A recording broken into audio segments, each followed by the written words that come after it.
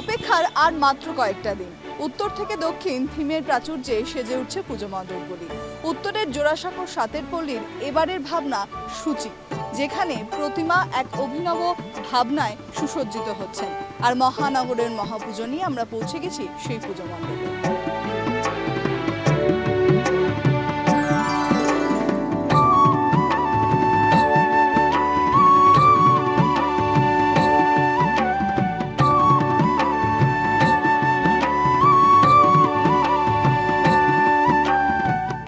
সূচি শব্দের আক্ষরিক আবিধানিক অর্থটা হলো সুচিতা বা পবিত্রতা।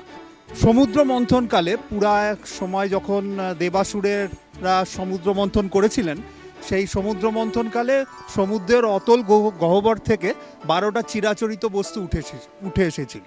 তার মধ্যে একটা হচ্ছে সুরভি গাভী, যাকে আমরা গৌ প্রজাতির মাতা হিসাবে স্বীকৃতি দিই।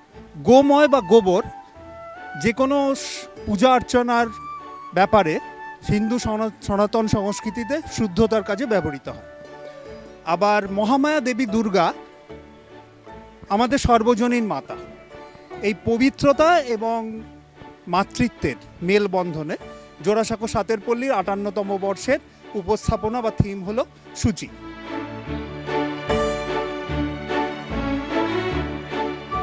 পুজো মণ্ডপ মূলত গোবর, ঘুঁটে, বাঁশ, লোহার তার এবং মাটি, এই বস্তুগুলোর সংমিশ্রণেই পুজো মণ্ডপটা সাজানো হয়েছে। শিল্পী হলেন নিখিল মিস্ত্রি, মণ্ডপ পরিকল্পনায় মাইতি ডেকোরেটার্স মেদিনীপুরে, আর আলোকসজ্জায় থাকবেন এস ইলেকট্রিক্যালস।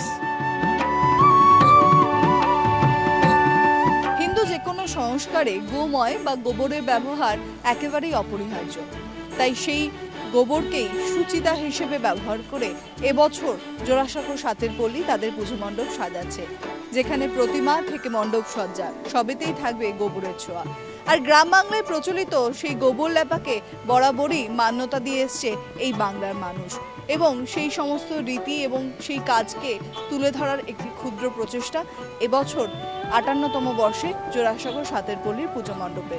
দর্শকদের মন কাড়বে এবারের দুর্গা প্রতিমা, যেটি সম্পূর্ণভাবে গোবর দিয়ে তৈরি। একেবারে পরিবেশ বান্ধব একটি পুজো মণ্ডপ এবছর কলকাতার মানুষদের জন্য তুলে ধরছে তারা। এক অভিনবত্বে সেজে উঠছে মণ্ডপের প্রতিটি কোণায়।